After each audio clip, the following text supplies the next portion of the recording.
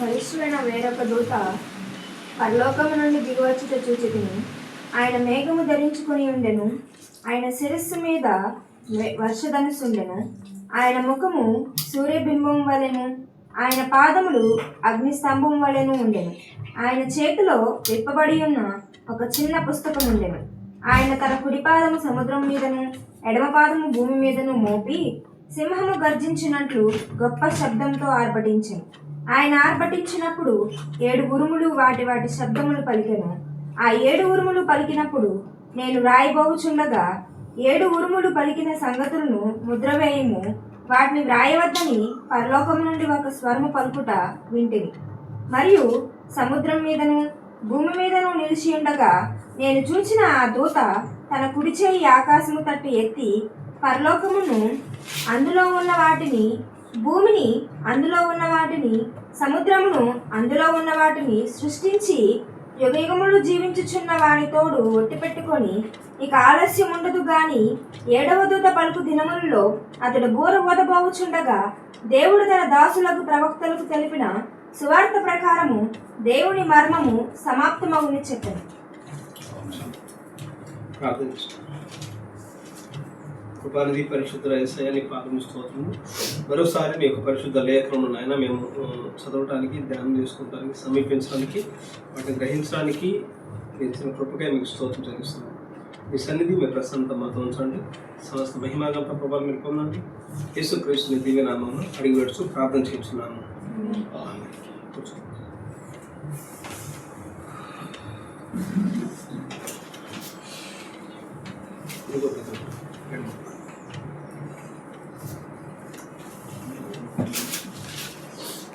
చదువుకున్న వాక్య భాగంలో నుండి మరొకసారి మనము ఈ యొక్క భాగాన్ని మనం చదువుకున్నాం.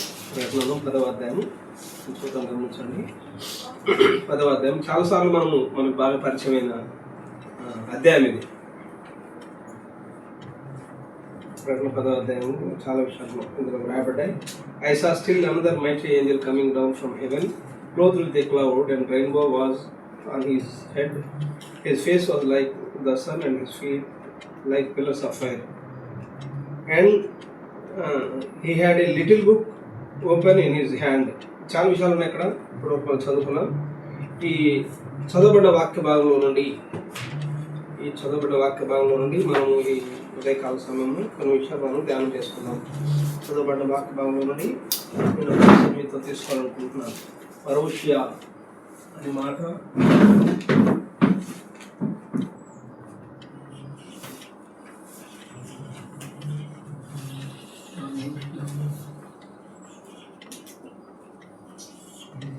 ఇది ఒక గ్రీక్ పదం.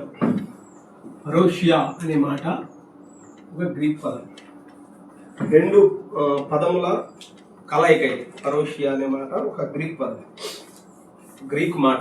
పరోషియా అనే పదం రాకడ అనే దాన్ని, ఈ మాటకు రాకడ, పరోషియా అంటే ఒక గ్రీక్ పదం. పరోషియా అంటే అర్థం ఏంటంటే రాకడ.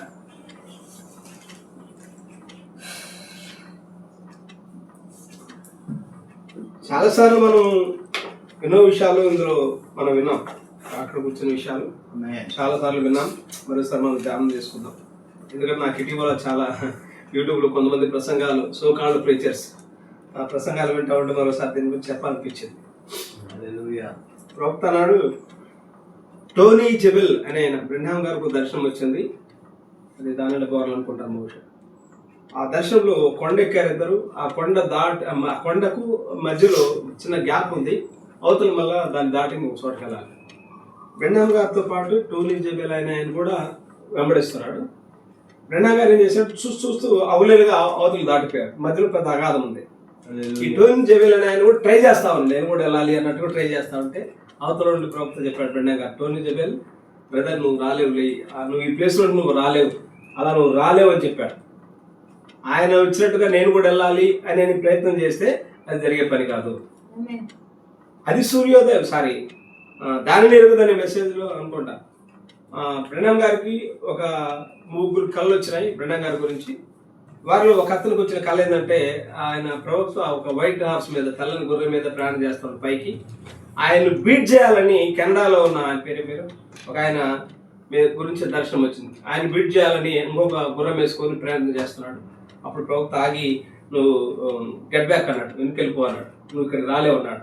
ఎందుకు చెప్తున్నా అంటే చాలా మంది ఆ అనుకరణ చేస్తా ఉన్నారు. మేము కూడా ఆ విషయాలు మేము బోధిస్తున్నాము, మేము కూడా బోధిస్తున్నామని. దాదాపు ఈ విషయాలు సాల్మన్ రాజు అనే వ్యక్తి 30 సంవత్సరాల నుంచి బోధిస్తా ఉన్నాడు రాకడ విషయాలు. అయితే ఈ మధ్య చాలా మంది ఇటీవల వాటి గురించి వేరే వేరే ప్రీచర్స్ ద్వారా, పెద్ద పెద్ద సేవకుల ద్వారా వాటిని పొందుకొని మేము కూడా బోధించాలి అన్నట్టుగా బోధిస్తా ఉన్నారు. వాటిలో ముఖ్యంగా ఈ మధ్య మన తర్జుమా చేస్తున్న మా ప్రస్తుత సోదరుడు వరప్రసాద్ ప్రసంగం నేను విన్నాను. నాకు నవ్వు వచ్చింది ఆ ప్రసంగం. ఎందుకంటే వరప్రసాద్ ప్రారంభంలో ఈ విషయాలు ఎక్కువ విషయాలు బోధించి మాట్లాడింది నేనే వరప్రసాద్ తోటి. వెళ్ళినప్పుడు చాలా విషయాలు రాసుకున్నాడు వరప్రసాద్.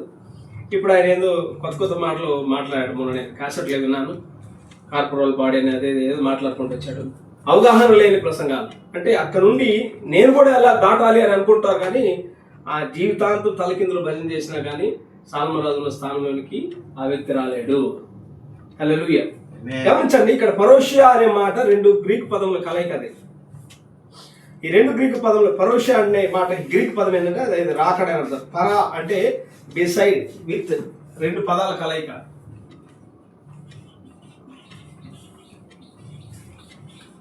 బిసైడ్, ఔషియా, పరోషియా అనే మాట 2 పదముల కలయిక. బీయింగ్ ఆర్ ప్రెజెన్స్ అని అర్థం. పరోషియా అనే మాటకు అర్థం ఏంటంటే దేవుని సన్నిధి అని అర్థం. లేక రాకడ అనే మాటను గ్రీకు భాషలో పరోషియా అనే మాట అన్నారు.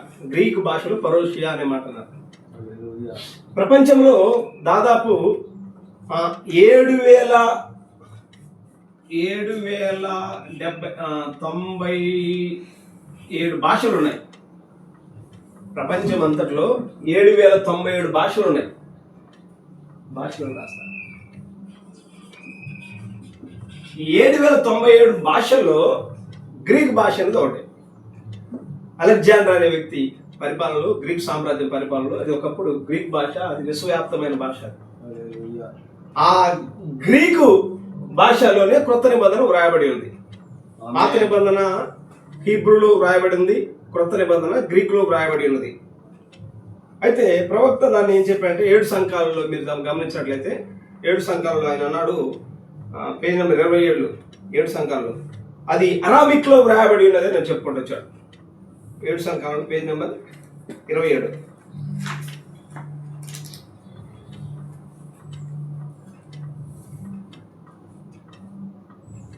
7 సంఘాలలో పేజ్ నెంబర్ 27లో 27 మీరు చదువుకోండి. అది అరామిక్ లో వ్రాయబడింది అని చెప్పుకోండి వచ్చారు. గ్రీక్ లో సరే చాలా విషయాలు నేను దాటేస్తున్నాను. ఈ యొక్క బైబిల్ గ్రంథంలో క్రొత్త నిబంధనలు ఇది ఈవెన్ గ్రీక్ లో వ్రాయబడ్డా కానీ కొన్ని అరామిక్ పదాలు కూడా ఉన్నాయి. క్రొత్త నిబంధనలు అరామిక్ పదాలు కూడా ఉన్నాయి.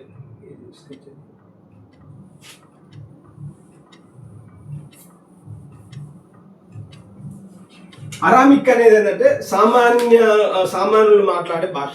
అరమైక్ లాంగ్వేజ్ అంటారు, అరమిక్ భాష. మీరు క్రొత్త నిబంధన బైబిల్ ప్రారంభ పేజీలో ఉన్నది.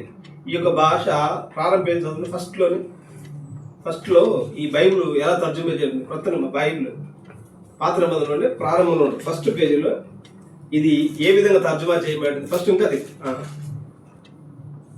అక్కడ ఒక మాట ఆదిమ హెబ్రీ గ్రీకు భాషలో భాషాంతరం చేయబడింది. ఇది ఈ యొక్క బైబిల్ హీబ్రూ, గ్రీకు, అరమైక్ భాషల్లో ఇది తర్జుమా చేయబడింది.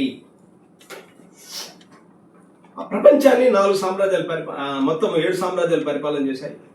మొదటిది బబులోన్ సామ్రాజ్యం, రెండోది మొదటిది ఐగుప్తు సామ్రాజ్యం, రెండోది అష్షూరు సామ్రాజ్యం, మూడోది బబులోన్ సామ్రాజ్యం, నాలుగోది మీడో పార్షియా సామ్రాజ్యం, ఐదోది అలెగ్జాండర్ గ్రీక్ సామ్రాజ్యం, ఆరోది రోమన్ సామ్రాజ్యం, ఏడోది బ్రిటిష్ సామ్రాజ్యం. మొన్నటి వరకు మనం పరిపాలన చేసిన బ్రిటిష్ సామ్రాజ్యం ప్రపంచాన్ని పరిపాలన చేసింది. వాటిలో ఒకటి గ్రీక్ సామ్రాజ్యం. ఈ గ్రీకు సామ్రాజ్యంను అలెగ్జాండర్ అనే అతను పరిపాలన చేశాడు. అలెగ్జాండర్ చనిపోయిన తర్వాత ఆ యొక్క గ్రీక్ సామ్రాజ్యాన్ని 4 వ్యక్తులు పరిపాలన పంచుకున్నారు. వారిలో ఒక వ్యక్తి పేరు టోలమీ. 4 వ్యక్తి పేరు ఒక వ్యక్తి పేరు టోలమీ. ఈ టోలమీ అనేవాడు ఒక ప్రాంతాన్ని అలెగ్జాండ్రియా ప్రాంతాన్ని పరిపాలన చేస్తా ఉన్నాడు. అలెగ్జాండ్రియా అనే ప్రాంతంలో గొప్ప గ్రంథాలయం ఉంది.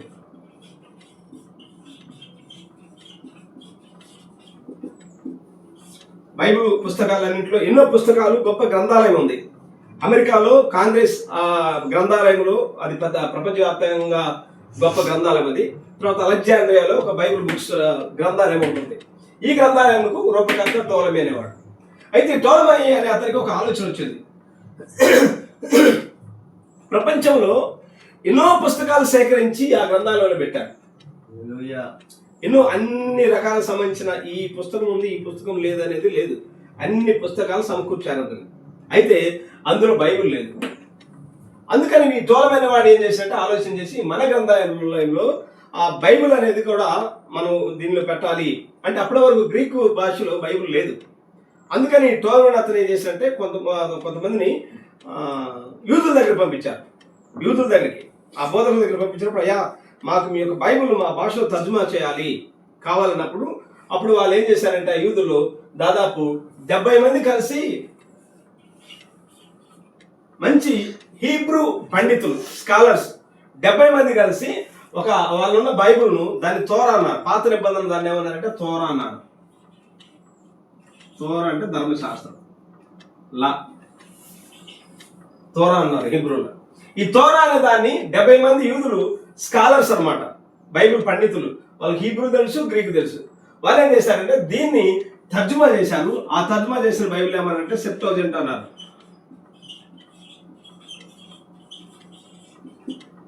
సెప్టోజెంట్ బైబిల్ అన్నారు. ఈ సెప్టోజెంట్ బైబిల్ను 70 మంది కలిసి యూదులు స్కాలర్స్ సెప్టోజెంట్ బైబిల్ తర్జుమా చేశారు. ఈ దాదాపు 3rd సెంచరీ 3వ శతాబ్దంలో ఈ బైబిల్ తర్జుమా చేయబడింది. ఆమేన్. అప్పుడు ఈ యొక్క బైబిల్ను అలెగ్జాండ్రియా ఈ పుస్తకశాలలో కూడా దీన్ని పెట్టి వాళ్ళ గ్రీకు భాషలో దాన్ని పెట్టుకున్నారు. సరే, చాలా విషయాలు నేను దాటేస్తున్నాను. ఈ గ్రీకు భాష కొత్త నిబంధనలో వ్రాయబడింది కాబట్టి గ్రీకు భాషలో రాకడా అనే మాట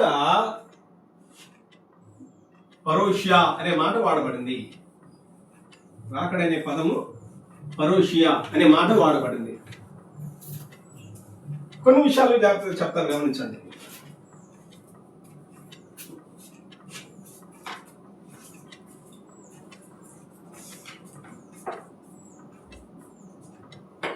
సత్యస్వరూపైన ఆత్మ అనే మెసేజ్ ప్రవక్త సత్యస్వరూపైన ఆత్మ మెసేజ్ లేదా spirit of truth.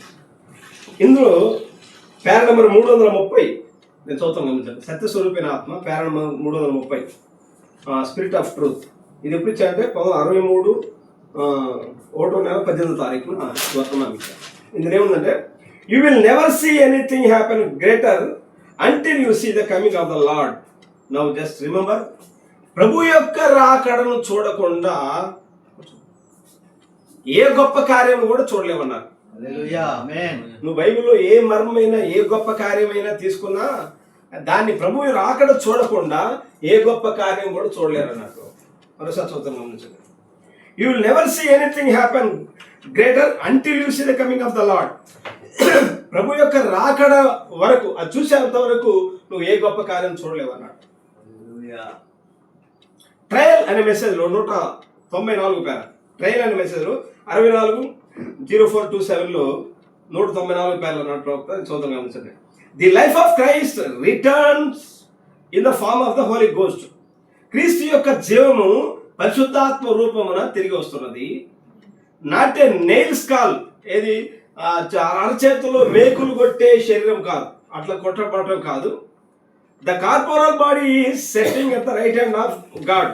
Corporal body అంటే భౌతిక సంబంధమైన శరీరము. ఈ భౌతిక సంబంధమైన శరీరము setting at right hand of the God, అది ప్రభు యొక్క కుడి పార్శ్వన ఆశీనుడై ఉన్నాడు. యేసు ప్రభు 3.5 సంవత్సరం పరిచయం చేశాడు. సిలువ ఇవ్వబడి చనిపోయి సమాధి చేయబడి తిరిగి పునరుద్ధరణ లేచిన తర్వాత తండ్రి కుడి పార్శ్వన ఆశీనుడై ఉన్నాడు అని రాయబడింది బైబిల్లో. తండ్రి కుడి పార్శ్వన ఎందుకు ఆశీనుడై ఉన్నాడు? మధ్యవర్తిత్వ స్థానము. రక్తం పట్టుకొని 7 సంఘాలలో చివరి ఆత్మ వరకు, చివరి గొర్రె లోపలికి వచ్చేంత వరకు వారి నిమిత్తం ఆయన ఏం చేస్తాడంటే ఆ మధ్యవర్తిత్వ స్థానం, ఇంటర్సెక్షన్, ఆయన ఆ మధ్యవర్తిత్వ స్థానం తీసుకున్నాడు ఆయన. The corporal body is setting at the right hand of God. ఈ భౌతిక సంబంధమైన కార్పొరల్ బాడీ దేవుని కుడి పార్శ్వన ఆశీర్వదించిన దేనికి? టు మేక్ ఇంటర్సెషన్స్, ఆ యొక్క మధ్యవర్తిత్వ స్థానం తీసుకోవడానికి, మన నిమిత్తం ఆయన మధ్యవర్తిత్వ స్థానం తీసుకోవడానికి ఆయన అక్కడికి వెళ్ళాడు. But the Holy Ghost has come to carry on his work. అయితే పరిశుద్ధాత్మ ఆ మధ్యవర్తిత్వ స్థానం తీసుకున్న తర్వాత పరిశుద్ధాత్మ ఏం చేస్తాడంటే నెక్స్ట్ దాన్ని కొనసాగించింది. హల్లెలూయా. యేసు ఎన్ని కుమారు నామాలు వచ్చాడు? చాలాసార్లు 3 కుమారు నామం. మొదటిది మనిషి కుమారుడు, రెండవది దేవుని కుమారుడు, మూడవది దావీదు కుమారుడు. మనుష్య కుమారుడు అంటే గమనించాలి, మనుష్య కుమారుడు మరోసారి చెప్తాను, గుర్తుపెట్టుకోండి. మనుష్య కుమారుడు అంటే 3.5 సంవత్సరం పరిచర్య. 3.5 సంవత్సరంలో పరిచర్య చేశాడు కదా ఆయన. మనిషి కుమారుడుగా పిలువబడ్డాడు ఆయన.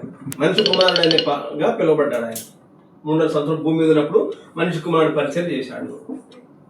రెండవది దేవుని కుమారుడు. చాలా విన్నారు. దేవుని కుమారుడు పరిశుద్ధాత్మ అన్నట్టు ప్రభుత్వం. దేవుని కుమారుడు అంటే పరిశుద్ధాత్మ. ఈ 2000 సంవత్సరాల్లో దేవుని కుమారుడు పరిచయం చేశాడు ఆయన. పెంతెకోస్తు దినం నుండి ఇప్పటి వరకు 2000 సంవత్సరాలు ఏమున్నాయి? 7 సంఘకాలాలు ఉన్నాయి కదా. అంటే సంఘకాలాల్లో ఆయన దేవుని కుమారుడు పరిచయం చేస్తా ఉన్నాడు. ఇప్పుడు మనం ఏం చదువుకున్నాం? ట్రయల్ అనే మెసేజ్ లో మరోసారి చదువుతాం గమనించండి. The life of Christ returns in the form of the Holy Ghost. క్రీస్తు యొక్క జీవము పరిశుద్ధాత్మ రూపమున తిరిగి వస్తున్నది. నాట్ ఏ నెయిల్స్ కాదు, అంటే మేకులతో కొట్టబడిన శరీరం కాదు, అలా రావట్లేదు ఆయన. The corporal body is setting at the right hand of God. ఒక కార్పొరల్ బాడీ అంటే భౌతిక సంబంధమైన శరీరముగా ఆయన దేవుని కుడి పార్శ్వన ఆసీనుడై ఉన్నాడు. ఈ 3.5 సంవత్సరం చనిపోయి సిలువేయబడి చనిపోయి పునరుద్ధానం తిరిగి లేచిన తర్వాత ఆయన గొర్రెపిల్లగా మధ్యవర్తిత్వ స్థానముగా దేవుని కుడి పార్శ్వన ఆసీనుడై ఉన్నాడు. గుర్తుపెట్టుకోండి. ఎందుకంటే టు మేక్ ఇంటర్సెషన్స్, ఆయన మధ్యవర్తిత్వ స్థానం తీసుకోవటానికి ఆయన మన మధ్యకి వచ్చాడు. అది ఇక్కడ ఉన్నాడు. కుడి పార్శ్వన ఆసీనుడై ఉన్నాడు అంటే మధ్యవర్తిత్వ స్థానం తీసుకున్నాడు అర్థం. అందుకని ఆయన పునరుద్ధరణ లేచిన తర్వాత ఒక స్త్రీ, పాపాత్మురాలు స్త్రీ, పాపాత్మురాలు స్త్రీ, ఆమె వచ్చి ఆ ప్రభువా అని ఆమె ముట్టుకోబోతుంటే ప్రభు అన్నాడు, నన్ను ఇంకా ముట్టుకోవద్దన్నాడు. నేను ఇంకా తండ్రి వద్దకు వెళ్ళలేదన్నాడు. మధ్యలేని మరి నేను ఇంకా తండ్రి వద్దకు వెళ్ళలేదన్నాడు. అంటే రక్తం పట్టుకొని ఆయన తండ్రి దగ్గరికి వెళ్ళాలి, మధ్యవర్తిత్వ స్థానం తీసుకొని వెళ్ళాలి. ఎలా వెళ్ళాడు? ఆయన కార్పొరల్ బాడీతో అక్కడికి వెళ్ళాడు. అయితే మధ్యవర్తిత్వ స్థానం ముగించబడిన తర్వాత, అంటే ఈ ఎప్పటి వరకు? ఈ 2000 సంవత్సరాలలో మధ్యవర్తిత్వ స్థానం ముగించబడిన తర్వాత ఆయన మరలా అన్నాడు, but the Holy Ghost has come to carry on his work. పరిశుద్ధాత్మ దానిని కొనసాగిస్తా ఉంటది అన్నాడు. రెండోది దేవుని కుమారుడు పరిచర్య. ఈ దేవుని కుమారుడు పరిచర్య 7 సంఘాలు పరిశుద్ధాత్మ రూపంలో దాన్ని కొనసాగించాడు. హల్లెలూయా. ఎప్పుడైతే ప్రకటన 10వ అధ్యాయం చదువుకున్నాం కదా, ఈ 10వ అధ్యాయం పరిశుద్ధ దూతగా దిగి వచ్చాడు అంటే సింహంలాగా ఆర్భటించాడు అని అర్థం. సింహం అంటే యూదా గోత్రపు సింహము, గుర్తుపెట్టుకోవాలి. మూడవది దావీదు కుమారుడు. దావీదు కుమారుడు. ఈ దావీదు కుమారుడు పరిచయ సింహం. సింహం అంటే యూదా గోత్రపు సింహము. యూదా గోత్రపు సింహం. గొర్రెపిల్లేమో మొదటి రాకడ, యూదా గోత్రపు సింహంగా ఆయన రెండవ రాకడ. ఆయన ప్రకటన 10వ అధ్యాయంలో చిన్న పుస్తకం తీసుకొని దిగి వస్తున్నా అంటే సింహంలాగా ఆర్పటించాడు, గొర్రెపిల్లలా కాదు. గొర్రెపిల్ల అంటే మొదటి రాకడ. యేసుక్రీస్తు రక్తం చిందడానికి గొర్రెపిల్లగా మొదటి రాకడ. మొత్తం ఎన్ని రాకడలు ఉన్నాయి అసలు? 3 రాకడలు ఉన్నాయి. 4వ ముద్ర 210 పేర, 4వ ముద్ర 210 పేర, 4వ ముద్ర 210 పేర.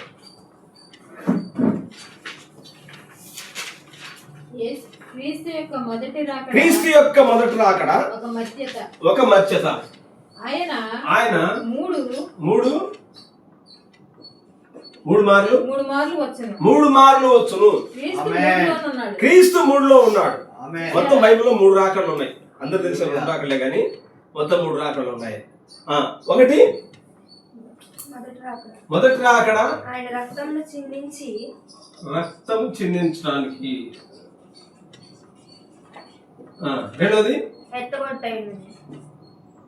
రెండోది తీసుకొని పోవటానికి. ఎవరికైతే రక్తం చిందించాడో టు టేక్ బ్రైడ్,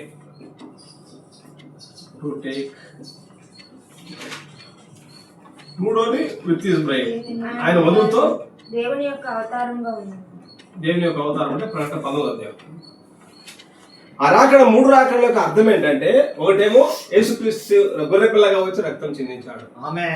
రెండోది ఎవరి కొరకైతే రక్తం చిందించాడో వారిని కొనిపోవటానికి. మూడోది ఎవరైతే కొనిపోయాడో ప్రకటన 19వ అధ్యాయంలో వారిని తీసుకొని వారితో పాటు రావడానికి 3వ రాకడ అయినది. ఈ 3 రాకడ గురించి ఎక్కడెక్కడ చెప్పాడు ప్రవక్త? నెంబర్ 1, ఒకటి డైటీ ఆఫ్ జీసస్ క్రైస్ట్, యేసుక్రీస్తు యొక్క దైవత్వము అనే వర్తమానంలో 41వ పేర నెంబర్ యేసుక్రీస్తు దైవత్వం అనే దాంట్లో 41వ పేర. రెండోది సూచనలు రుజువు చేసే శబ్దం పేర నెంబర్ 32. భవిష్యత్ గృహం, పరలోక పెళ్లి కుమారుడు భూలోక పెళ్లి కుమార్తె భవిష్యత్ గృహము, పేజ్ నెంబర్ 54. ఈ 4 మన 4 ముద్ద 210 పేర. ఈ 4 రిఫరెన్స్లలో 3 రాకడ గురించి ప్రవక్త చెప్పాడు. అందులో మనకు కావాల్సింది ఏంటంటే, రెండవది టు టేక్ హిస్ బ్రైడ్, ఆయన వధువును తీసుకొని పోవటానికి. మంచి కుమారుడు గొర్రెపిల్ల ఆయన మధ్యవర్తి స్థానం తీసుకున్న తర్వాత పరిశుద్ధాత్మ దానిని కొనసాగిస్తున్నాడు అన్నాడు ఆయన. హల్లెలూయా. పరిశుద్ధాత్మ దానిని కొనసాగిస్తున్నాడు అన్నాడు. ఇప్పుడు మీరు జాగ్రత్తగా గమనిస్తే నేను త్వరగా ముగిస్తాను. ఎత్తబడుట అనే మెసేజ్లో కొన్ని విషయాలు చెప్తాను, గమనించండి. దానికి ముందుగా ఈయన ఎవరని మీరు చెప్పదు. Who do you say this is అనే మొత్తం మనం లేదు కదా. ఈయన ఎవరని మీరు చెప్పదు అనే మెసేజ్లో 212వ పేర ఏమన్నా నేను చూస్తాను, గమనించండి. ప్రభువా, సరిగ్గా మా తరములోనే నీ రాకడ మేము చూడగోరుచున్నాము అన్నాడు. మా తరములు అంటే మేము జీవించున్న ఈ తరములోనే నీ రాకడ మేము చూడగోరుతున్నాము అన్నాడు ఆయన. మళ్ళా ఈయన ఎవరని మీరు చెప్పుదురు పేర నెంబర్ 115 నేను చూస్తాను, గమనించండి.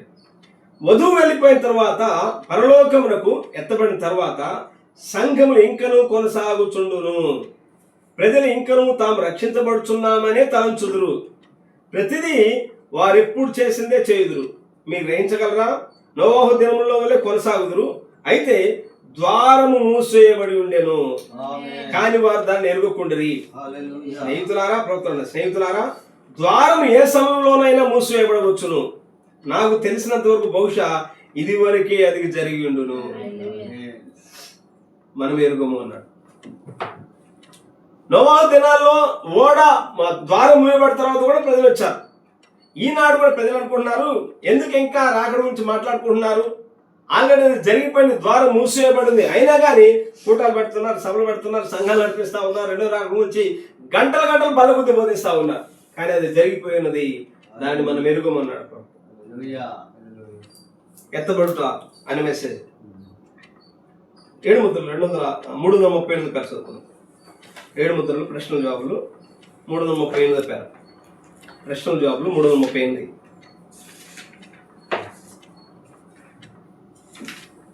కొన్ని రిఫరెన్స్ చెప్తాను, కొంచెం జాగ్రత్త మీరు వాటిని అర్థం చేసుకోండి.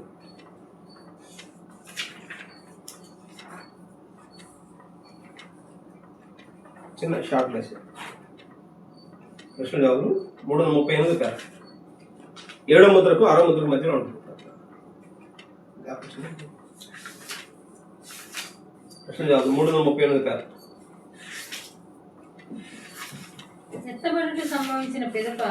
ఎత్తబడుట సంభవించిన పిదప ఎత్తబడుటలో విడువబడిన సంఘము ఏదైనాను అంతమంది రక్షింపబడునా లేదు. 338 పేర. ఎలయనగా రక్తం ఇక లేదు. మీరు చూడండి అక్కడ మధ్యవర్తిత్వం లేదు. అన్యజనుల కాలము సమాప్తమైపోయినది. ఎత్తబడిన తరువాత ఎవరు రక్షింపబడరు. అది నువ్వు ఇన్ని సభలు పెట్టు, ఇన్ని కూటాలు పెట్టు, ఇన్ని ఎత్తబడుటకు సిద్ధపాటు సభలను పెట్టు, ఉపవాస సభలను పెట్టు, మీటింగ్ సభలు పెట్టు, తలకిందులు భజన చేయి. ఒక్కసారి సంఘాలు ముగించబడ్డాయంటే, ఒకసారి దర్శన దూత దిగొచ్చాడంటే, ఒకసారి ప్రభు యొక్క రాకడ జరిగిందంటే, ఎందుకంటే రెండో రాకడ ఎత్తబడట, ఆ జరిగిన తర్వాత ఇక ఎవరు రక్షించబడరు. అనుకుంటున్నారు మేము సిద్ధపడుతున్నాం, మేము రాకడ కోసం సిద్ధపడుతున్నాం అనుకుంటున్నారు తప్ప అది జరిగే పని కాదు. కాకపోతే టైం పాస్ కోసం జరుగుతున్నాం. మాకు కూడా సంఘాలు ఉన్నాయి, మేము నేర్పిస్తున్నాము, మేము కూడా క్రైస్తవులు, మేము కూడా సంఘానికి వెళ్తున్నాం, మేము కూడా విశ్వాసము అనేది అనిపించుకోవడానికే తప్ప ఆ తర్వాత జరిగే కార్యం కాదు. అది ముందుగా నిర్ణయించబడే వారు ఎవరైతే ఉన్నారో ఆల్రెడీ లోపలికి వచ్చేసారు. హల్లెలూయా. అందుకని ఇన్ని సంఘాలు కూడా ఇంతగా బ్రద్దలవడానికి గల కారణం ఏంటంటే, కొన్ని విషయాలు మనకు ప్రారంభంలో అర్థం కావు. ఇంతమంది ఎందుకు వెళ్ళిపోతా ఉన్నారు బయటికి, ఎందుకు అంటే మనం అనుకున్న వ్యక్తిగత సమస్యలు అనుకుంటున్నాం. కాదు, అది దేవుని ఏర్పాటులో ఎవరైతే ఉన్నారో వారు మాత్రం లోపల ముద్రించబడతారు. ఖచ్చితంగా వారు ఏదో కోణంలో ఏదో బయటకు వెళ్ళిపోవాల్సింది. కాబట్టి ఇక్కడ జాగ్రత్తగా గమనించండి. నేను అదే ఎత్తబోట మెసేజ్ రండి. ఎత్తబోట 14 పేర, ఎత్తబోట ది రాప్చర్ అనే మెసేజ్ 14 పేర, ఎత్తబోట 14 పేర. మనం ఇప్పుడు ఈ ప్రపంచపు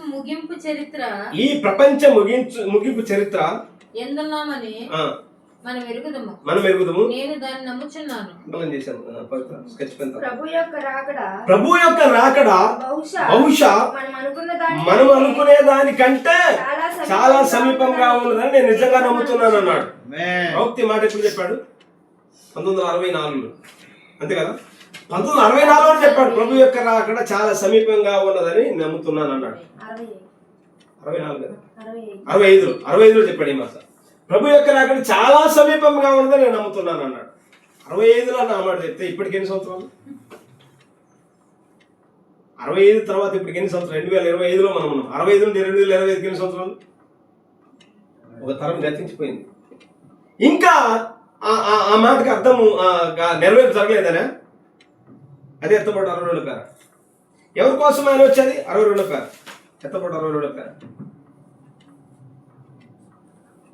అంచె దినమున అపహాసకులు లేచి 92 పేరు అంటారు చేశాను. 92 సార్, 92 ఎత్తబడి 92 పేరు. క్రీస్తు తన వధువు కొరకు రాకడా అంటే పరోష్య అనే రాకడ ఎవరి కొరకు అంటే తన వధువు కొరకు మాత్రమే. అందరి కోసం కాదు. ఏదైనా కనపడలేదు కదా అనేది అంటే కనపడేది కాదు. కనురెప్పాటున అంటే అది కనబడేది కాదు. అది ఎందుకంటే అది ఆయన వధువు కొరకు మాత్రమే. క్రీస్తు యొక్క రాకడ ఎవరి కొరకు? తన వధువు కొరకు మాత్రమే. అయితే ఇక్కడ ఈ రాకడ విషయాలు 2 విషయాలు ఉన్నాయి. ప్రవక్త నాడు అదే ఎత్తబడుట 117 పేర, 117 పేర, ఎత్తబడుట 117 పేర.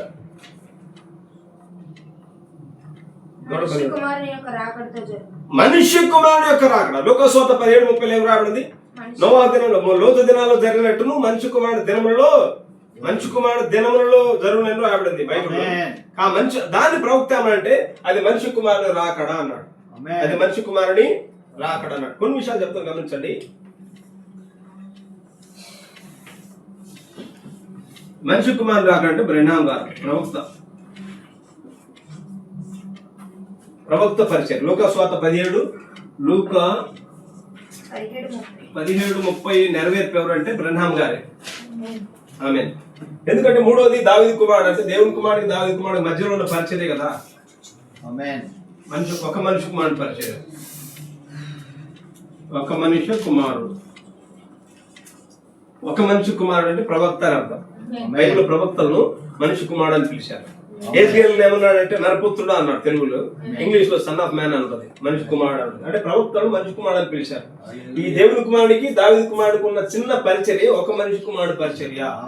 ఆ ఒక మనిషి కుమారుడు పరిచర్య ప్రవక్త పరిచర్య. ఏ సన్ ఆఫ్ మ్యాన్ అంటారు. ఒక మనిషి కుమారుడు అంటే a son of man. A son of man revealing the son of man. The son of man అంటే యేసుక్రీస్తు అయి ఉన్నాడు. ది అంటే బైబిల్ ఇంగ్లీష్ లో ది అనే మాటకు ఒక అర్థం ఉంటుంది. ది అంటే ది బుక్ అంటే ఇదే పుస్తకం అని అర్థం. ప్రతి ది అంటే ఇక ఇదే అని అర్థం, మెయిన్ అని అర్థం. ది సన్ ఆఫ్ మ్యాన్ అంటే యేసు ప్రభు గురించి. ది సన్ ఆఫ్ మ్యాన్ అంటే ఆయన ఒక్కడే ప్రభు యేసుక్రీస్తు. కానీ బ్రెన్హాం గారు అయిన ఏ సన్ ఆఫ్ మ్యాన్ అయినా అంటే ఒక మనిషి కుమారుడు. ది సన్ ఆఫ్ మ్యాన్ వేరు, ఏ సన్ ఆఫ్ మ్యాన్ వేరు. ది సన్ ఆఫ్ మ్యాన్ అంటే ప్రభు అయిన యేసుక్రీస్తు, ఏ సన్ ఆఫ్ మ్యాన్ అంటే మనిషి కుమారుడు అని అర్థం. ఈయన వచ్చి ఏం చేయాలంటే ఈ a son of man revealing the son of man, ఈయన వచ్చి ఈ మనిషి కుమారుడు ప్రభు యేసుక్రీస్తును బయలుపరచాలి. ఆమేన్. అయితే బ్రహ్నం గారి పరిచయం లూకాసు 17:30. అయితే ఇప్పుడు ప్రకటన 10వ అధ్యాయం, ప్రకటన 10వ అధ్యాయము అనేది ఇది ప్రభు యొక్క రెండవ రాకడ గురించి చెప్పుకున్నాం. ఇది ప్రభు యొక్క రాకడ. ప్రకటన 10వ అధ్యాయం మనుషుని వేరు ఉదూత దిగి వస్తున్నాడంటే ఆయన యూదా గోత్రపు సింహముగా వస్తున్నాడని అర్థం. గొర్రెపిల్లగా మధ్యవర్తి స్థానం వచ్చాడు, గొర్రెపిల్లగా వచ్చిందేమో మొదటి రాకడ. ఆమేన్. అది కన్యక ద్వారా. మొదటిదేమో కన్య, ఆ రాశి ఫలంలో మొదటిది కన్య, చివరిది సింహం. ఆమేన్. కన్యక ద్వారా మొదటి రాకడ వచ్చాడు. యూదా గోత్రపు సింహం అనేది రెండవ రాకడ అయి ఉన్నది. ఆమేన్. అది ఎక్కడ? ప్రకటన 10వ అధ్యాయం. ఆమేన్. అక్కడ ఏం రాబడింది? సింహం గర్జించట్లు ఆయన ఆర్పటించడం రాబడింది. హల్లెలూయా. సింహం గర్జించట్లు ఆయన ఆర్పటించారు. అరణ్యానికి సింహం, అరణ్యానికి రాజు ఎవరు? సింహమే. ప్రవక్త నాడు ఒక నిజంగా సింహం గర్జించిందంటే ఆ కొండ మీద రాయి గద మీద ఉనికి అది కింద పడుతున్నట్టు రియల్ సింహం. హల్లెలూయా. అంటే సింహం ఒక్కసారి అరిసిందంటే మిగతా స్వరాలని బంద్. అది ఎంత ఏనుగుగా సైతం రక్తం కట్టగడతా ఉంటుందట. సింహము అరుపుకు ఏనుగు చూడటానికి ఇంతలా ఇంత ఎత్తుంటది కదా, ఏనుగు సైతం రక్తం కట్టగడతా ఉంటుంది సింహం యొక్క అరుపుకు. ఎందుకంటే సింహము ప్రభు యొక్క స్వరం అయి ఉన్నది. ఆమేన్. సింహము రెండవ రాకడ అయి ఉన్నది. ఆమేన్. ఇది ప్రకటన 10వ అధ్యాయంలో నెరవేర్పు జరిగినది. హల్లెలూయా. 63లో నెరవేర్పు జరిగింది. నువ్వు ఆ బాడేను ఈ బాడేను ఏ బాడైనా కానీ అది సొంత జ్ఞానమే తప్ప ప్రవక్త ఇది చెప్పిన వర్తమానం పరిపూర్ణంగా నీకు అర్థమైతే, టోటల్ పిక్చర్ నీకు అర్థమైతే ఇది రాకడ జరిగిన విషయాలు అయినవి. హల్లెలూయా. కొన్ని విషయాలు చెప్తాను గమనించండి. ఇప్పుడు ఎత్తబోవటం మెసేజ్ 125 పేర, ఎత్తబోవటం 125 పేర.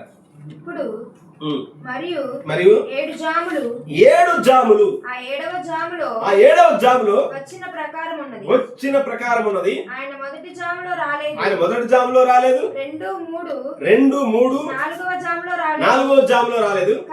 కానీ 7వ జాములో వచ్చాను. మొత్తం ఎన్ని జాములు ఉన్నాయి? 7 జాములు ఉన్నాయి. ఆ 7 జాములే 7 సంఘ కాలాలు అయి ఉన్నాయి. ఆమేన్. హల్లెలూయా. ఏ జామున వచ్చాడు? మొదటి జామున రాలేదు, రెండో జామున అంటే 6 సంఘాలు ఆయన రాలేదు. కానీ 7వ జామున అంటే 7వ సంఘాలు ఆయన వచ్చాడు. ఆమేన్.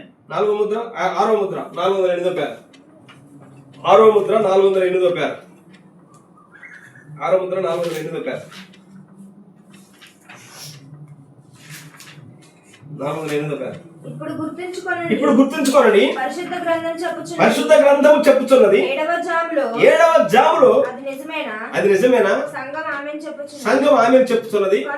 కొందరు మొదటి జాములో నిద్రించి, రెండవ జాములో, మూడవ జాములో, నాలుగవ జాములో, 5వ జాములో అంటే 6 సంఖ్యలలో 7వ జాములో కొందరు నిద్రించి.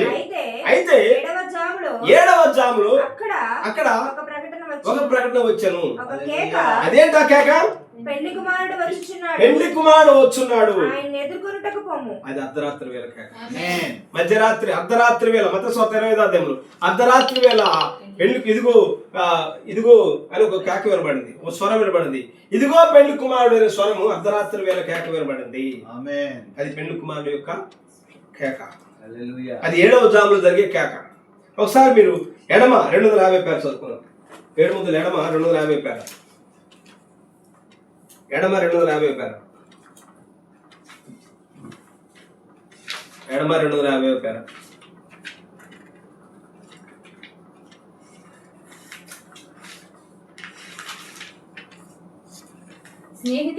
స్నేహితులారా మిమ్ములను 8:30కు 250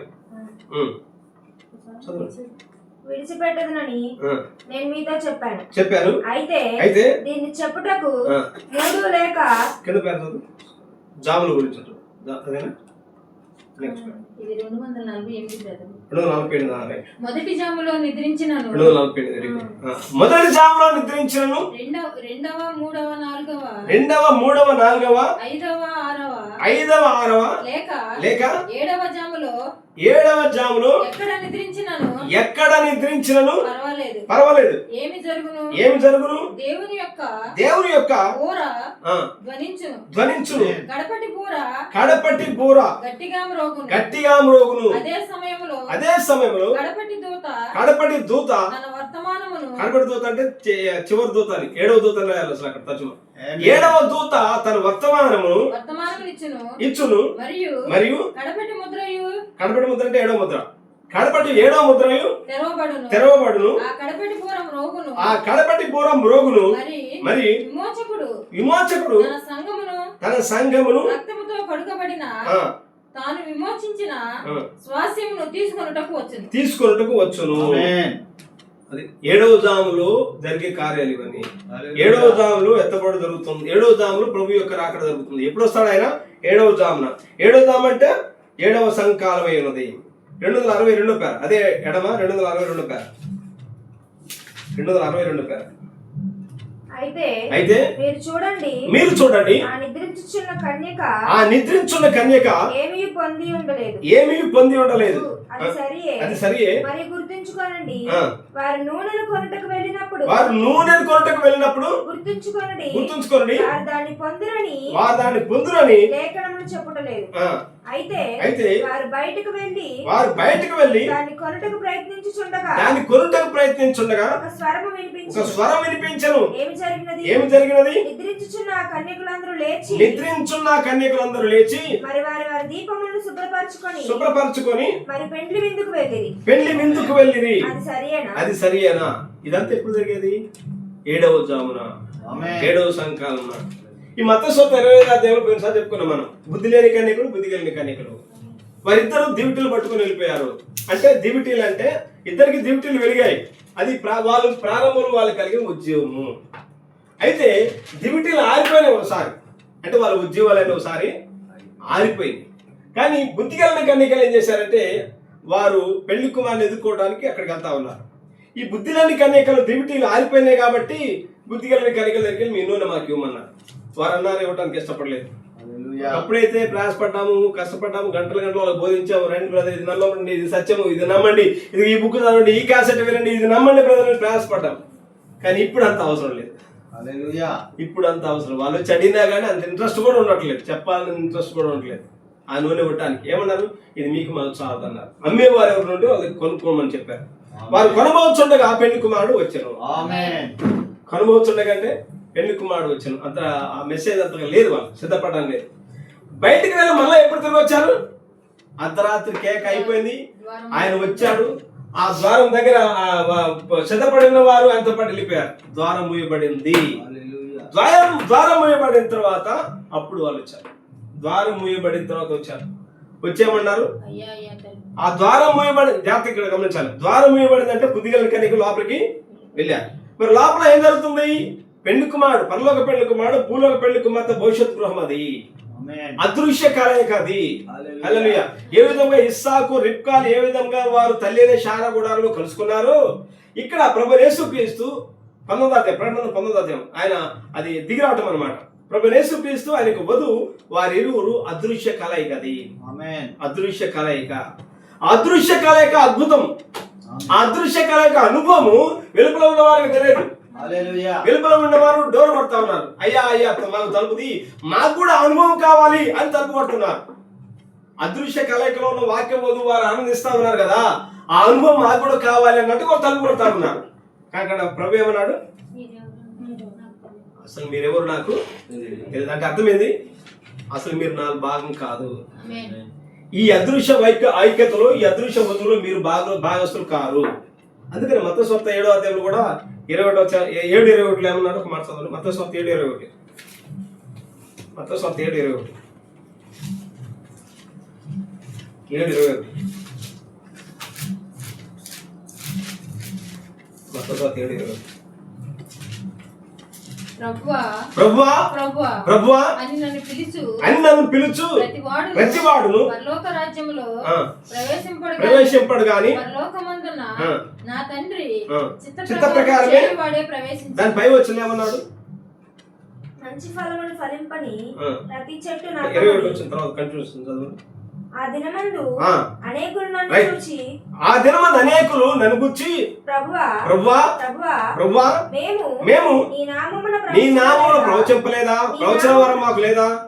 నీ నామమున దయ్యములను హీలింగ్ మినిస్ట్రీ మాకు లేదా? దయ్యాలు వెళ్ళగొట్టలేదా? నీ నామమున నీ నామమున అనేకమైన అద్భుతములు మిరాకల్స్ జరిగించలేదా అని చెప్పుదురు. అప్పుడు అప్పుడు నేను మిమ్మును నేను మిమ్మును ఎన్నడూ ఎరుగను. అది హల్లెలూయా.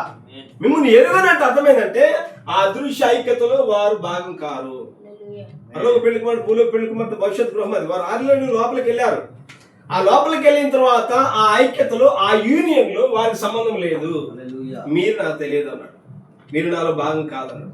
క్రైస్తవ్యం అనేది ఇందులో చేరేది కాదు. క్రైస్తవ్యం అనేది చేరేది కాదు.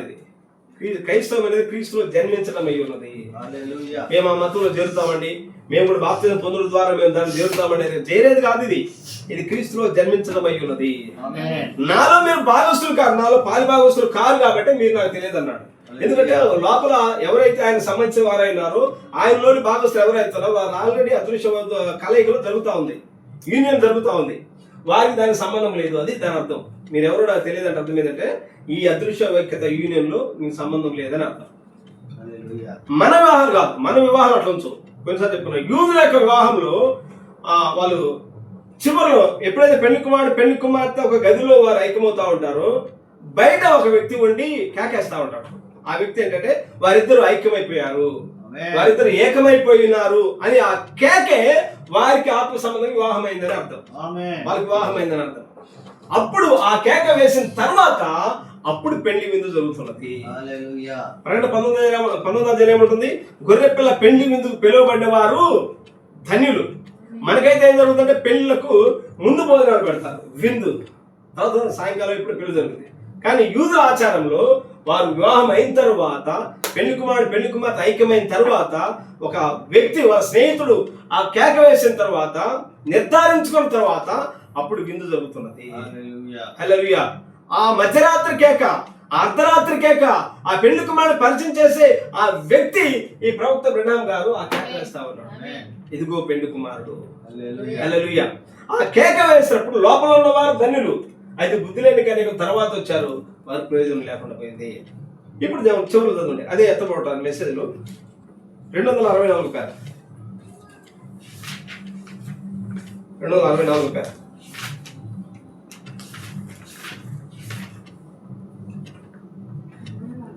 264 లేదా ఎత్తబడడం. సారీ ఎడమ 264 పేరు. మరి మిగిలిన వారు శ్రమల కాలమునకు విడువబడి సరి ఎవరు? బుద్ధి లేని కన్యకలు. సరి ఏడ్పును రోదనయు పండ్లు కొరుకుటయు అది సంఘము వధువు కాదు. సంఘం వేరు, వధువు వేరు. గుర్తుపెట్టుకోవాలి.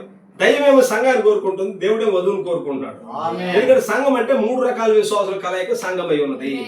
విశ్వాసి, అవిశ్వాసి, వేషధారి ముగ్గురు కలిపిందే సంఘం. అందరూ అనుకుంటారు మా సంఘంలో 100 మంది వస్తారండి, మా సంఘంలో 200 మంది, 1000 మంది వస్తారు. దేనికి? ప్రతి సంఘంలో 3 రకాల విశ్వాసాలు ఉంటాయి కదా. అవిశ్వాసి, వేషధారి, విశ్వాసి, ఈ ముగ్గురు కలుపుకొని మా సంఘం అని భయపడతా ఉన్నారు జనాలు. అవిశ్వాసులు, వేషధారులను పెట్టుకొని వీళ్ళు మా సంఘం అండి భ్రమపడతా ఉన్నారు. చదువు. సంఘం వేరు, వధువు వేరు. వధువులోనికి వెళ్ళినది సంఘమును మరి వధువులకు చాలా తేడా ఉన్నది. అవునయ్యా. పెండ్లి విందులోనికి వెళ్ళినది గమనించుము బాలుడా. పెండ్లి విందులోనికి వెళ్ళింది ఎవరంటే వధువు అయి ఉన్నది. హల్లెలూయా. కాబట్టి 7వ జామున ఆయన వస్తాడంటే అర్థం ఏంటంటే 7వ సంకాలంలో అని అర్థం. 7వ సంకాలంలో అని అర్థం. మరి 7వ సంకాలంలో ఆయన వస్తాడంటే అది ఎప్పుడు భవిష్యత్తులో జరగాలనా? 7వ సంకాలం అంటే ఏంటి? నవోదయ సంకాలం కదా. మరి 7వ సంకాలం జరగాలనా, ముగించబడిందా, జరగాలనా? ఎడమ మనకు బాగా పరిచయమైన వాక్య భాగం 55 పేర.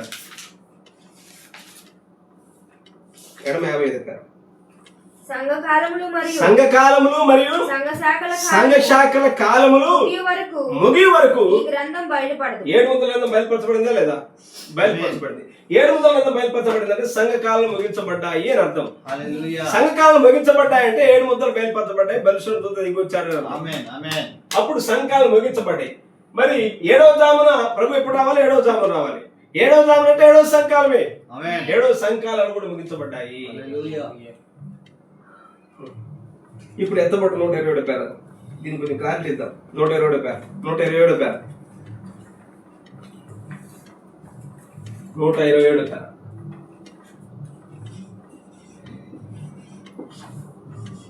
బైబిల్ కాలంలో 6 మరియు 9 అనే మాట 6 మరియు 9వ గంటలకు మధ్య జరుగుతుందని నేను నమ్ముచున్నాను. ఈ రాకడ అనేది ఎప్పుడు జరుగుతుందంటే ఎత్తబట్టిన మెసేజ్ చెప్పాడు 6 నుండి 9 గంటల మధ్యలో జరుగుతున్నది అన్నాడు.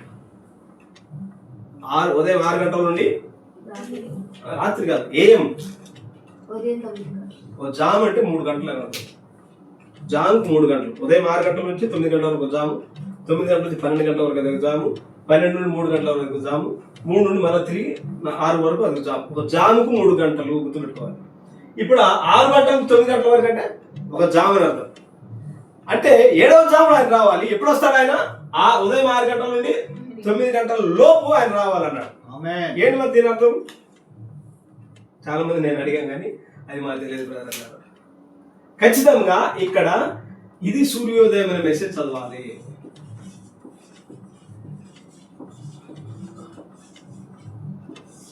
ఇది సూర్యోదయం. సూర్యుడు వచ్చే ముందు ఒక నక్షత్రం ఉంటుంది, వేకువ చుక్క అంటారు. అని వేకువ చుక్క ఏం చేస్తారంటే సూర్యుడు ఉదయిస్తున్నాడు అని కాక మనకు సిగ్నల్ ఇస్తూ ఉంటుంది. సూర్యుడు వచ్చేదానికి ముందుగా వేకువ చుక్క వస్తుంది. దాన్ని పేతురు భక్తుడు అన్నాడు. వేకువ చుక్క గురించి మాట్లాడుకుంటూ వచ్చాడు. ఆ వేకువ చుక్కే ప్రవక్త అయి ఉన్నాడు. ప్రభు యొక్క రాకడకు ముందుగా ఆ రాకడ పరిచయం చేయడానికి ప్రవక్త బ్రహ్మం గారు వచ్చాడు. ఆయన వచ్చి వెళ్ళిపోయాడంటే సూర్యోదయం అవ్వాలి, సూర్యుడు ఉదయించాలి. సూర్యుడు ఉదయించాలంటే 6 నుంచి 9 గంటలలోపే కదా సూర్యుడు ఉదయించేది. అది సూర్యోదయం. It is the rising of the sun అని ఉంటుంది ఇంగ్లీష్ లో. తెలుగులో అది సూర్యోదయం అని రాశారు కానీ అది కాదు, ఇది సూర్యోదయం. దాని అర్థం ఇది సూర్యోదయం. మీరు ఆ మెసేజ్ లో మీరు ఇంటికి వెళ్తున్న చదువుకోండి. ఆ వర్తమానంలో ఆ క్లౌడ్ లో ఆ మేఘంలో ఉన్న దాని గురించి ప్రవక్త చెప్తూ ఆ మేఘంలో ఉన్న దాని గురించి చూపిస్తూ ఆయన అన్నాడు, ఇదిగో మీరు చూడండి ఆయన కళ్ళు, ముక్కు, నోరు స్పష్టంగా కనపడుతున్నాయని చెప్పుకుంటూ వచ్చాడు ఆయన. అదే శరీరం, అది ఏదో కనపడే అదృశ్య శరీరం కాదు. అది ఆయన కళ్ళు ఉన్నాయి, ముక్కు ఉంది, నోరు ఉన్నది. అది మరి ఏ శరీరం? అది ఆయన 63లో తన వధువు కొరకు వచ్చాడు. ఆయన తన బ్రైడ్ కోసం వచ్చాడు, తన వధువును తీసుకొని పోవడానికి వచ్చాడు. ఇప్పుడు కొన్ని విషయాలు మీరు గమనించండి. 7 సంఘకాలములు పేజ్ నెంబర్ 64. ఇది తిరిగేస్తాను. 7 సంఘకాలములు పేజ్ నెంబర్ 63. అది సూర్యోదయం అంటే సూర్యుడు ఉదయించినాడనే కదా అర్థం. సూర్యుడు ఉదయించినాడంటే ప్రభు వచ్చాడే కదా. అందుకని కదా it is the rising of the sun అన్నది ఆయన. అందుకని కాదు ఇది సూర్యోదయం అని చెప్పింది ఆయన. అదే 6 నుంచి 9 గంటల వరకు అని అర్థం, ఆత్మ సంబంధంగా. దాని అర్థం 7 సంఘకాలములు పేజ్ నెంబర్ 64 పేర. పేజ్ నెంబర్ 64 పేర్లో నేను అండర్లైన్ చేస్తాను చూడండి. స్కెచ్ పెన్ 64 పేజ్ నెంబర్, పేర కాదు, పేజ్ నెంబర్ 64, పేర నెంబర్ 64. రెండవ రాకడ యొక్క క్రమమును చూచిరి. రెండవ రాకడ యొక్క క్రమమును చూచిరి. చాలు. ఇక్కడ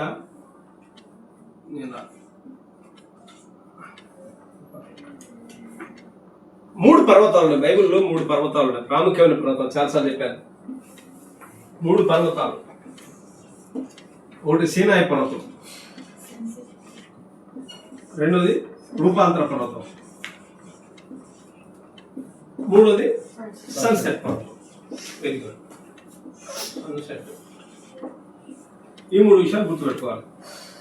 సీనాయి పర్వతం మీదకి ప్రభు ధర్మశాస్త్ర పలకలు తీసుకొని వచ్చాడు. 6 దినములు అయిన తర్వాత 7వ దినంలో దేవుడు మేఘంలో మోషేని పిలిచాడు, ధర్మశాస్త్రం ఇచ్చాడు. రూపాంతర పర్వతం దగ్గర చెప్తా నేను. మత్తయి సువార్త 17వ అధ్యాయం మీరు చదువుకున్నట్లయితే 6 దినములైన తర్వాత ఆయన పేతురు యాకోబు యోహాను వెంట పెట్టుకుని పోయాడు. ఎన్ని దినాలైన తర్వాత? 6 దినాలైన తర్వాత. మోషే ఎన్ని దినాలైన తర్వాత వెళ్ళిపోయాడు? 6 దినాలైన తర్వాత మేఘంలో కొనుక్కోబడ్డాడు. ఈ యొక్క రూపాంతర పర్వతం మీద కూడా 6 దినాలైన తర్వాత పేతురు యాకోబు యోహాను వెంట పెట్టుకుని పోయాడు. అప్పుడు ఆయన రూపాంతరం చెందాడు. ఆయన Jesus Christ himself transfigured before them. యేసుక్రీస్తు ఆయన తను తాను వారి రూపాంతరం చెందారు. అప్పుడు ఎవరు వచ్చారు? మోషే, ఏలియా వచ్చారు. ఈ మోషే ఏలియాలు ఎందుకు వచ్చారు? మీరు మార్క్స్ వార్తను జాగ్రత్తగా గమనిస్తే మార్క్స్ వార్తలో ఉపవార్తలో యెరూషలేములో జరగబో నిర్గమం గురించి మాట్లాడటానికి వాళ్ళు వచ్చారు. ఆ రూపాంతరం చెందాడు. వారు యెరూషలేములో జరగబో నిర్గమం గురించి మాట్లాడి వెళ్ళిపోయారు. ఇక్కడ ప్రవక్త దేని గురించి 7 సంఘాలు చెప్తున్నాడు? ఈ పర్వతం గురించి అద్భుతమైన విషయాలు ఇక్కడ చెప్పాడు. ఇదేంటంటే యేసుక్రీస్తు యొక్క 2వ రాకడ క్రమమును సూచిస్తుంది. ఇది ప్రివ్యూ అన్నాడు. ఈ రూపాంతర పర్వతం దర్శనం ఏంటంటే 2వ రాకడ యొక్క క్రమము. It is the preview of the second coming. 2వ రాకడ ఒక షాడో, ఒక రూపాంతరం. ఇది ఎలా అంటే మోషే ఏలియా ప్రత్యక్షమయ్యారు కదా. మోషే ఎవరి కోసం? చనిపోయిన పరిశుద్ధులు సాదృశ్యము.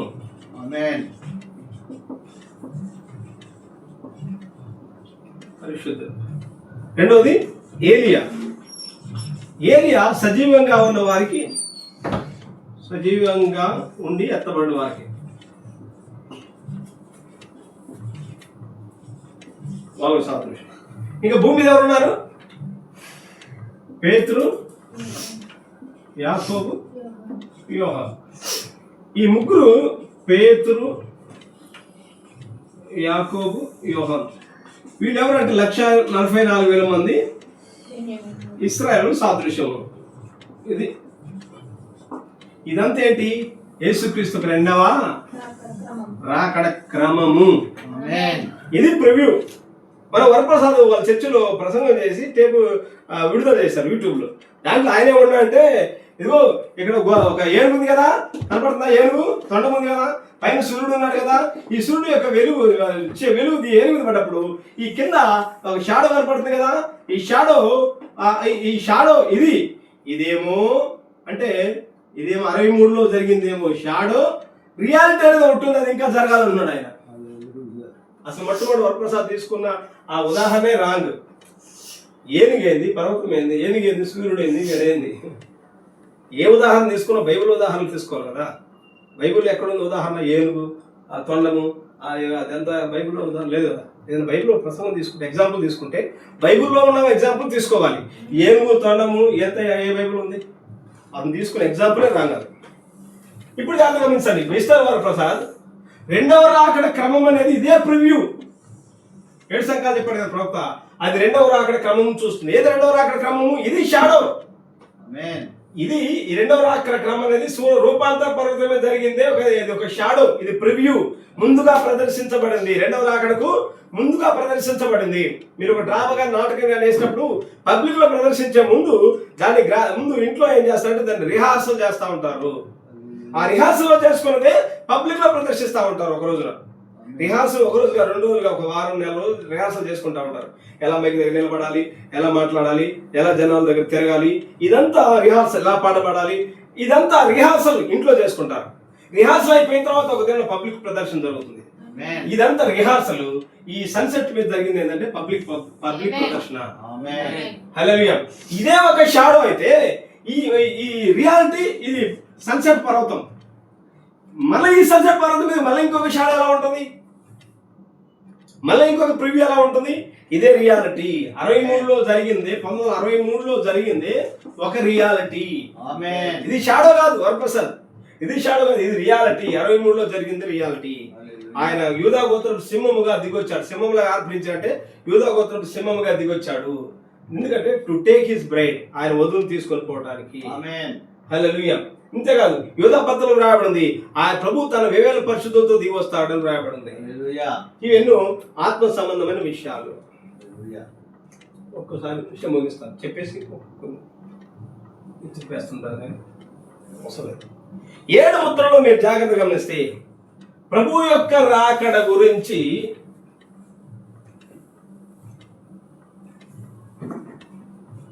ప్రభు యొక్క రాకడ అనే దాని గురించి ప్రవక్త 7 ముద్రలు ఎక్కడెక్కడ చెప్పి నేను చెప్తాను, రాస్తాను, గమనించండి.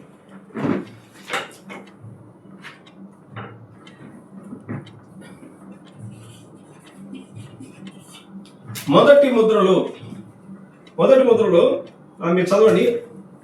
1:62 పేర నెంబర్ ఇది. 1:62, 109, 121, 121. ఎంత ప్రభు యొక్క రాకడ. ఈ పేర నెంబర్లు చదవండి, నాకు అన్ని చదివించాలి, టైం కాదు. రెండవ ముద్రలు 6:14 పేర నెంబర్లు. 6:14, 24, 29, 30, 31. మూడో ముద్రలో ఇవన్నీ ప్రభు యొక్క రాకడ. 9, 10, 11. 9, 10, 11. ఇది ఒకటి చదవండి. 10, 11, 12 పేర చదవండి, మీకు అర్థం. మూడో ముద్ర ఇది ఒకటి తెలిసి నేను కంటిన్యూ చేస్తాను. నాలుగో ముద్రలో 198, 210, 360, 377. ఐదో ముద్రలో 84, 432.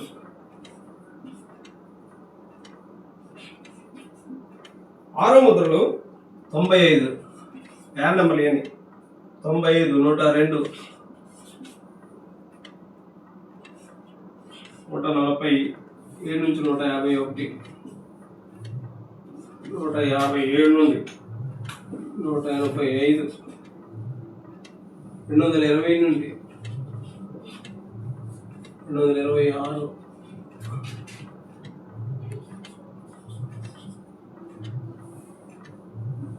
396, 408.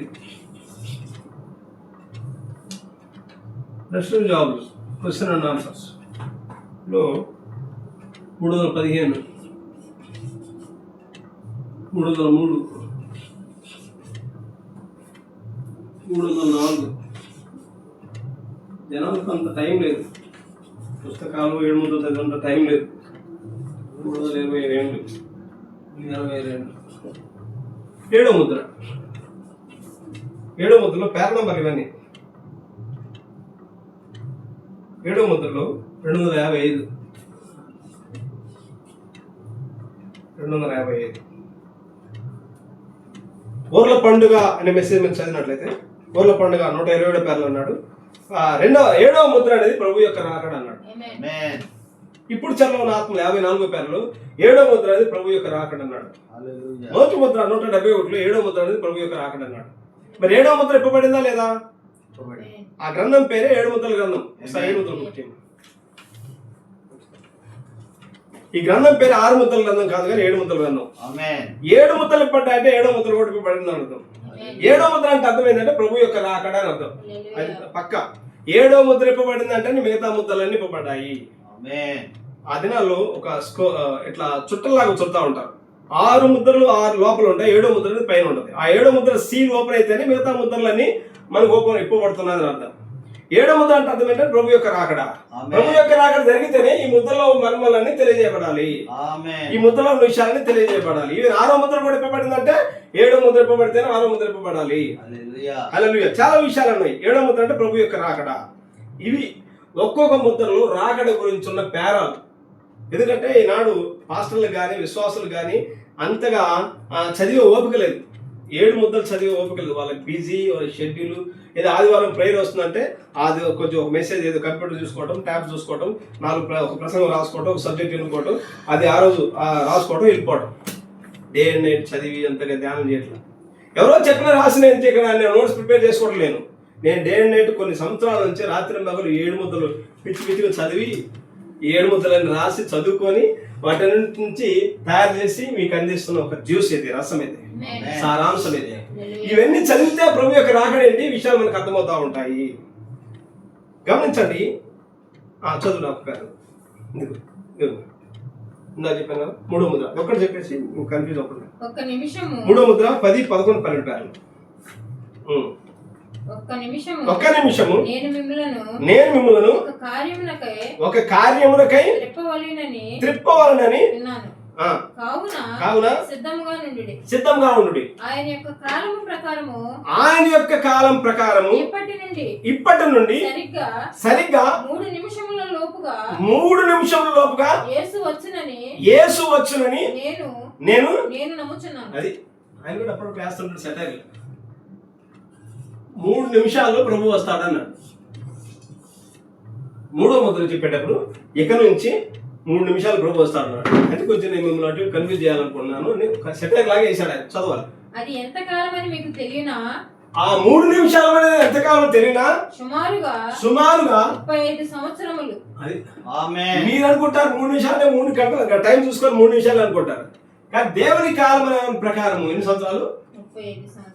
35 సంవత్సరాలు. చూడండి ఆయనకు 1000 సంవత్సరములు కేవలం దేవుని దృష్టిలో కేవలము ఒక రోజు. మీరు చూసారా? కావున ఇక్కడ అపోస్తలుడు అప్పుడు చెప్పినది మీరు వినగా కాలము సమీపించి ఉన్నది అని అపోస్తలుడు. కాబట్టి 1000 సంవత్సరాలు ఒక దినం దేవుని దృష్టిలో అయితే 3 నిమిషాలు దేవుని దృష్టిలో ఎంత మరి? 3 నిమిషాలు దేవుని దృష్టిలో 35 సంవత్సరాలు. 63లో 3వ ముద్ర ఇప్పినప్పుడు చెప్తున్నాడు ఆయన ఇక నుంచి 3 నిమిషాలు ఆయన వస్తాడని. 63లో చెప్పడం 7 ముద్రలు ఇవ్వడం జరిగింది. ఓ తరం కూడా గతించిపోయింది. ఎక్కడున్నాం మనం? ఏం గ్రహిస్తా ఉన్నాం? అరే బోరలే నెరవేరు జరుగుతా ఉన్నాయి. 5వ ముద్ర నెరవేరు జరిగింది, 5వ బోర నెరవేరు జరిగింది, 6వ బోర నెరవేరు జరిగింది, 7వ బోర నెరవేరు జరిగింది. 5, 6 బోర్లు మొదటి ప్రపంచం 2వ ప్రపంచ యుద్ధాలు. 5వ బోర మొదటి ప్రపంచ యుద్ధము, 6వ బోర 2వ ప్రపంచ యుద్ధం. వాళ్ళు జరిగిపోయిన కార్యాలు. 7వ బోర అనేది ప్రభు అది మనకు 7వ ముద్రతో సమానం. ముద్ర సంఘకాలు, ముద్రలు, బోర్లు, పాత్ర అన్ని ఒకేసారి ఓదపడాలి కదా. అవి హిట్లర్ కాలంలోనే కొన్ని బోర్లు ఓదపడ్డాయి. హిట్లర్ కాలంలోనే అంటే 2వ ప్రపంచ యుద్ధ కాలంలోనే బోర్లు ఓదపడ్డాయి. 7వ బోర్ అంటే ప్రభు యొక్క రాకడ. అద్భుతమైన విషయాలు ఇవన్నీ. అంటే మనము జరిగిపోయిన కాలంలో ఉన్నాము. 2000 సంవత్సరాల నుంచి చాలాసార్లు చెప్పుకున్నాం కదా. 2000 సంవత్సరాలు యేసు ప్రభు వచ్చారు. ఇక నుంచి 2000 సంవత్సరాలు 2000 సంవత్సరాల టైంలో 25లో ఉన్నాం. మరి ఆయన వచ్చి 2000 సంవత్సరాలు దాటితే ఈ 2000 సంవత్సరాల చరిత్రలో లేఖనాలు ఎవరు జరగవా? ఎన్నో జరిగినాయి. 2000 సంవత్సరాలు ఈయనున్న కాలంలోనే ప్రభు రాకడ ఇంకా అప్పుడే జరుగుతుంది అన్నట్టుగా వాళ్ళు ఎదురు చూశారు. యేసు ప్రభున్న కాలంలోనే, అపోస్తుల కాలంలోనే, పౌలు కాలంలోనే ప్రభు యొక్క రాకడ జరగాలన్నట్టుగా ఎదురు చూశారు. కానీ 2000 సంవత్సరాలు గతించింది కదా. 2000 సంవత్సరాల చివరిలో ఉండి మనం ఏం చేస్తుంటే ఇక నుండి అన్ని జరగాలేమని చూస్తున్నాం. జరిగిపోయిన కాలం మనం పుట్టాము.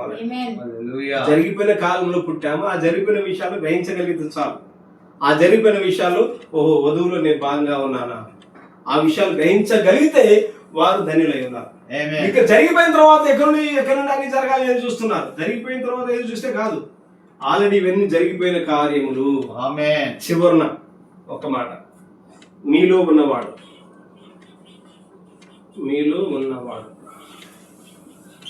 24వ పేర చదవండి. ఇంటికి వెళ్ళిన తర్వాత he that is in you, మీలో ఉన్నవాడు అనే పేర 24వ పేరలో ఉన్నాడు ఆయన. 7 ముద్దలు ఇప్పబడ్డాయి అంటే క్రొత్త నిబంధన ముగించబడింది అని అన్నాడు. 7 seals closes the New Testament అన్నాడు. 7 ముద్రలు క్రొత్త నిబంధనలు ముగించి వేసి ఉన్నవి అన్నాడు. ఇప్పుడు కొత్త నిబంధన ముగించబడితే నువ్వు ఏ షాడో అంటావు, ఏ జరగాలంటావు, ఏ కార్పొరేట్ బాడీ అంటావు, ఏ బాడీ అంటావు, ఏమి జరగాలంటావు? మీలో ఉన్నవాడు 24వ పేర ఖచ్చితంగా మీరు నోట్ చేసుకుని చదవండి. ఇప్పుడు నేను అనేది ఏంటంటే, ఇప్పుడు కొద్దిమంది కొత్తగా రంగంలోకి వచ్చి వర్తమానికి సేవకులు లాంటి వాళ్ళు బయటకు వచ్చి ఏవో కొన్ని పేరాలు చూపిస్తా ఉన్నారు. ఆ పేర చదవండి, ఈ పేర చదవండి అని. నేనంటాను, మీరు చెప్పే పేరాలు, మీరు చూపించే పేరాలు, ఆ పుస్తకాలు అవన్నీ మేము చదవలేదునా? 20-30 సంవత్సరాలు నేను ఎక్కడ కట్టుకున్న వయసు నుంచి చదువుతూనే ఉన్నా. అవన్నీ ఎప్పటి నుంచి 20-30 సంవత్సరాలు మేము బోధిస్తూనే ఉన్నాం. ఇప్పుడు లోకంలో అంటారు కదా, అరే నేను నీ వయసులో నుండి వచ్చినాను అంటారు. మన ముందు పిల్లవాడు కాలు ఎగరేస్తుంటే మనం ఏమంటాం, వాడు సింపుల్గా, అరే నేను నీ వయసులో నుండి వచ్చాను. అంటే అర్థమైంది, నువ్వు చేసే కార్యాలయాన్ని నేను చేసుకుంటూ వచ్చానని కదా అర్థం. ఆమేన్. ఇప్పుడు మీరు ఏదో టై వేసి షూటర్స్ టెక్కేసి అది ఇదేనా ఏదో ఆ వర్తమానం ఆ మెసేజ్ ఈ మెసేజ్ అంటే అవన్నీ వాటన్నింటిలో నుండి కదా మేము వచ్చింది. అవన్నీ చదువుకోలే కదా మేము వచ్చింది. మీరు చూపించండి మాకు తెలియదనా, మేము చూడలేదనా. కాబట్టి సంగమా, దేవుని పిల్లలారా, ఈ నిత్యత ప్రభు యొక్క రాకడను పోగొట్టుకుంటే, ఆ రాకడ విషయాలు పోగొట్టుకుంటే జీవితం ఘోరంగా ఉంటుంది. ప్రభు రాకడ కంటే గొప్ప కార్యం ఏది లేదు. ఆ రాకడ విషయాలు ప్రభు అవి గ్రహించాలంటే కూడా దేవుడు కన్నులు తెరవాలి. ఈయన చదువుకున్నాడు, ఈయన జ్ఞానం ఉంది, ఈయన పెద్ద సంఘం ఉంది, ఈయన అంతస్తు ఉన్నాడు, డిగ్నిటీ ఉంది, పెద్ద పెద్ద హోదా కలిగిన వ్యక్తి, ఎన్నికే తెలుసు అనేది ఏం లేదు. యేసుప్రభు మొదటి రాకడ ఎలా జరిగిందో రెండో రాకడ కూడా అదే. మొదటి రాకడలో కొన్ని లక్షల మంది తప్పారు గ్రహించడంలో, ఇప్పుడు కూడా అంతే. రెండవ రాకడలో ఆయన మొదటి రాకడలో సామాన్యులు ఎన్నుకున్నాడు, విద్యలేని పామరులను, సుంకలను, వేషాలను.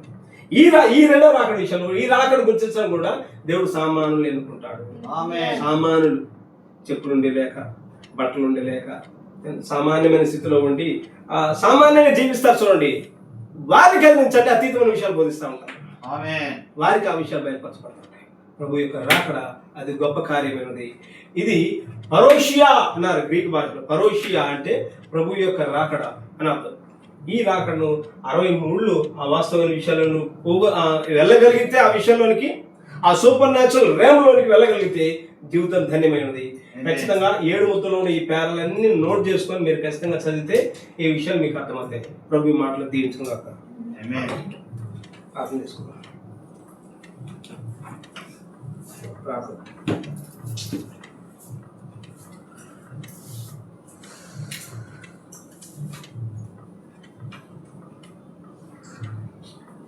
స్తోత్రం పరిశుద్ధ యేసయ్య, నీ పాదములు స్తుతులు, స్తోత్రం చెల్లిస్తున్నాను. జీవం కలిగిన దేవానికి స్తోత్రం చెల్లిస్తున్నాను. ముద్రనగా ఏమో కాదు పరిశుద్ధాత్మ, లోపల ముద్రించబడిరి విశ్వాసులు. ముద్రనగా ఏమో కాదు పరిశుద్ధాత్మ, లోపల ముద్రించబడిరి విశ్వాసులు. పొందుకొనిన వానికి తెలియబడేను, అది యేసుక్రీస్తు సంకల్పము. 7 ముద్రలు విప్పబడేను, 7వ దూత పలుకు దినములందు. హల్లెలూయా. Thank you lord. దేవానికి స్తోత్రం చెల్లిస్తున్నాను. చిన్న ప్రార్థన చేస్తారు, శ్యామల చేస్తున్నాను, ముగించుకున్నాను. గ్రహించడం నాయన, మేము మానవులుగా మేము ఏ విషయం గ్రహించలేము, కానీ మీరు చూపిస్తే ఆయన నిత్యత్వంలో అడుగు పెడతాం. దేవానికి స్తోత్రం. ఇంతకున్న మాటలు వీళ్ళందరూ దాన్ని ఫలించేయండి, ముద్రించండి. సమస్త మహిమాలంత ప్రభావం మీరు పొందండి. యేసుక్రీస్తుని దివ్య నామమున అడిగి పెడుతూ ప్రార్థన చేస్తున్నాము. ఆమేన్.